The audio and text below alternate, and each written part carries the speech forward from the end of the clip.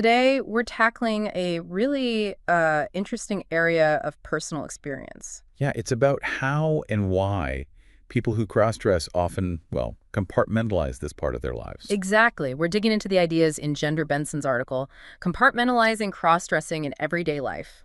And I think it's crucial right at the start to get that for many people, cross-dressing isn't just a hobby. No, absolutely not. It's like a core part of their identity. It really matters for their well-being. Right. So what we want to unpack is why so many individuals choose to keep this really fundamental part of themselves somewhat separate. Separate from work, maybe friends, family. Almost like living in different spheres, And the article makes a really key point here. which is, That it's not always about shame or secrecy. I mean, sometimes that's there, unfortunately. sure, that can be a factor. But often, it's more of a deliberate strategy, Mm.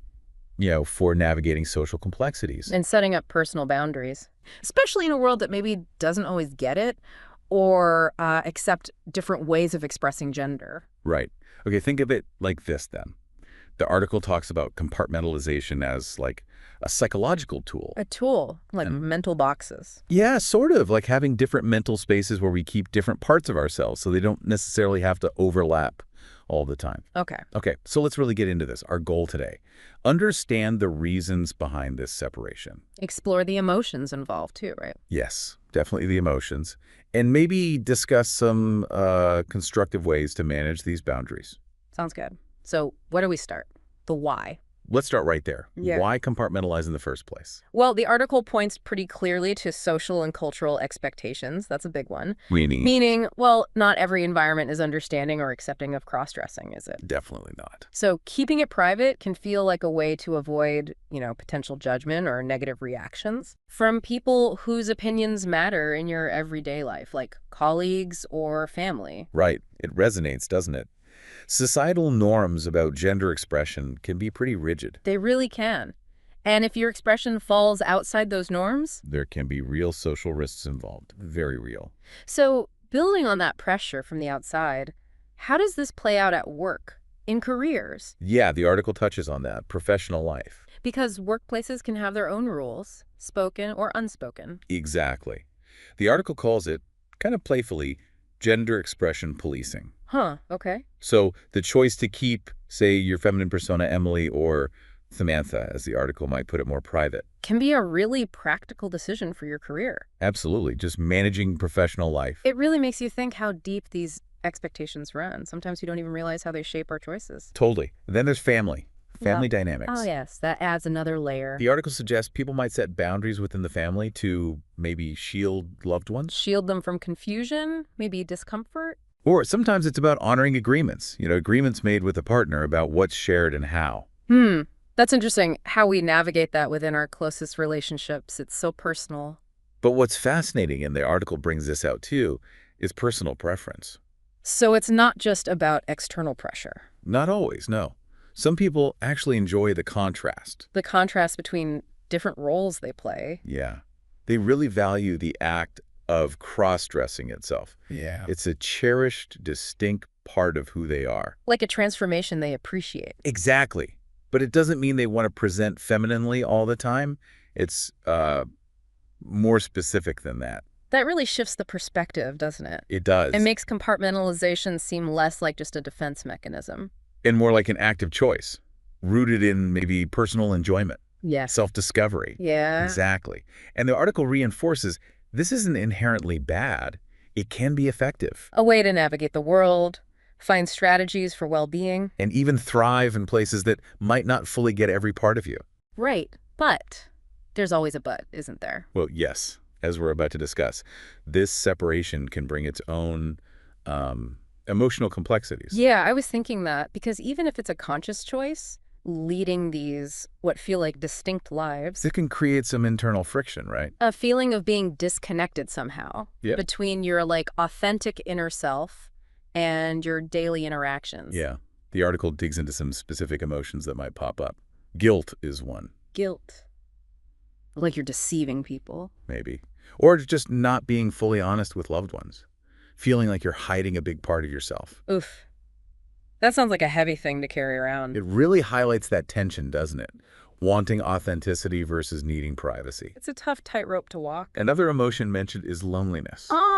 Yeah, I can see that. That deep desire for someone, anyone, to really see and affirm this essential part of you. But maybe not having the chance or feeling too scared to share it. That feeling of being fundamentally unseen. And that loneliness must get amplified by the fear of how people might react if you did open up. It's a really challenging spot to be in. Definitely. The article also talks about restlessness. Restlessness? How so? Like a persistent craving for more time, more space to express your feminine side. But feeling hemmed in? By daily life, work, family stuff? Or just the fear of being discovered, yeah. Yeah. Feeling constrained. It really shows how powerful this aspect of identity can be and how frustrating it must feel not to embrace it fully when you want to.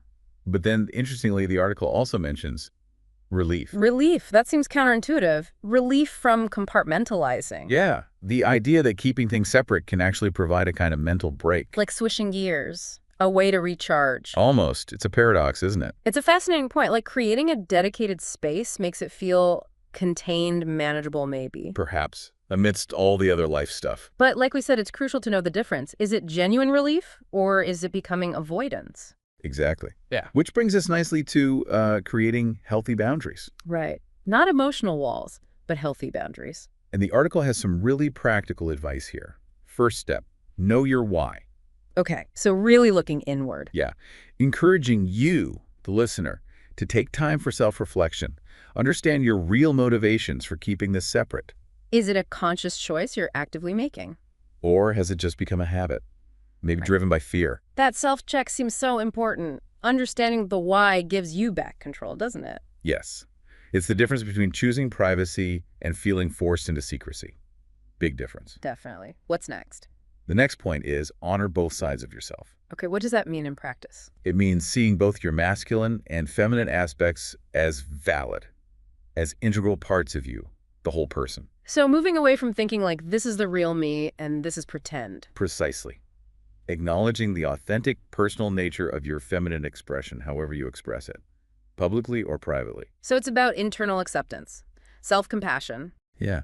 Seeing these different expressions not as conflicting, but as contributing to a richer self. Making you more complete, in a way. I really like this next suggestion, too. Find a ritual of transition. A ritual? Like what? The idea is using small, meaningful actions. Maybe lighting a candle, playing certain music. Or having a specific piece of clothing you put on. Exactly. Something to mark the shift between these different worlds or modes. Read that. It helps make the experience feel intentional, significant, not like something sneaky you have to hide. Ah, I see. Like creating a sense of sacred space, dedicated time for that part of your identity. Yeah, reinforcing its validity, its importance to you. That makes sense. And the last point on healthy boundaries. Be mindful of suppression. Meaning pay attention to your feelings. Yes.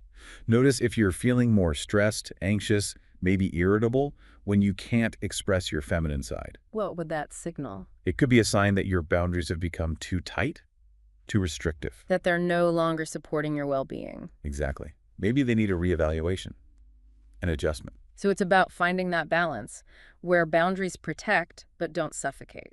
Well put. Regularly checking in with yourself emotionally gives you clues.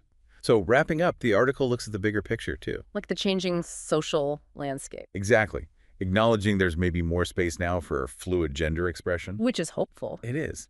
But it firmly states the choice between privacy and openness. That's personal and totally valid either way. It really validates all kinds of expression, doesn't it? Private, occasional, or wanting more public visibility. It does. And I think it's so important how it reframes compartmentalization. Not just as hiding. No. It can be a shield, a strategy, even sometimes a source of joy. But with a caution. Yes.